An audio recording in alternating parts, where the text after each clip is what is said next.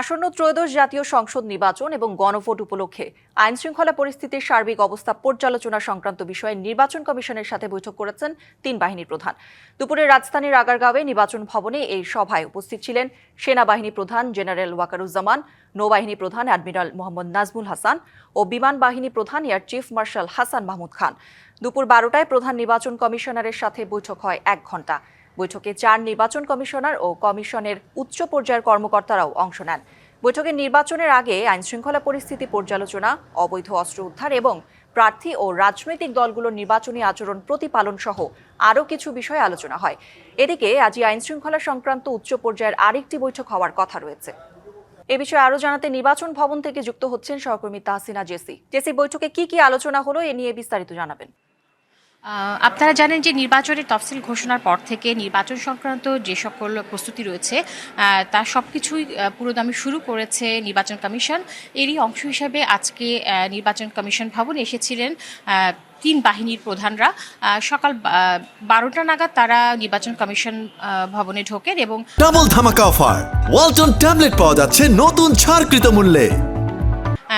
প্রধান নির্বাচন কমিশনারের সাথে বৈঠক করেন। বৈঠক শেষে তারা 1টার পরে তারা নির্বাচন ভবন ত্যাগ করেন এবং সাংবাদিকরা তাদের সাথে কথা বলার চেষ্টা করেছিলেন, কিন্তু তারা বলেছেন যে নির্বাচন কমিশন পক্ষ থেকে তাদেরকে গণমাধ্যমকে বিষয়টি সম্পর্কে অবহিত করা হবে। আপনাদেরকে আরেকটি বিষয় জানিয়ে রাখি যে আজকে বেলা 2:30 নাগাদ আরেকটি গুরুত্বপূর্ণ সভা হতে চলেছে নির্বাচন কমিশন সচিবালয়ে। সার্বিক আইনশৃঙ্খলা পরিস্থিতি নিয়ে এই সভায় আলোচনা হবে। এই সভার আলোচনাসূচিতে বলা হয়েছে যে নির্বাচন পূর্ব যে আইনশৃঙ্খলা পরিস্থিতি সেটি নিয়ে আলোচনা হবে। একই সাথে অবৈধ অস্ত্র উদ্ধার এবং সন্ত্রাসী কার্যক্রম এবং যৌথ বাহিনীর যে ভূমিকা সেই বিষয়গুলো আজকের এই সভায় আলোচনা করা হবে। প্রধান নির্বাচন কমিশনার সহ অন্যান্য নির্বাচন কমিশনাররা এবং আইনশৃঙ্খলা বাহিনীর গুরুত্বপূর্ণ ব্যক্তিরা এই সভায় উপস্থিত থাকবেন বলে জানা গেছে।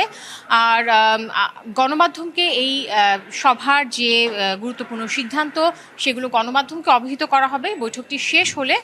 তো আমার কাছে আসলে এই ছিল এখানকার সর্বশেষ পরিস্থিতি। যখন গণমাধ্যমকে অবহিত করা হবে তখন আমরা আপনাদেরকে আরও সরাসরি সবকিছু জানাতে পারবো। জেসি, ধন্যবাদ আপনাকে।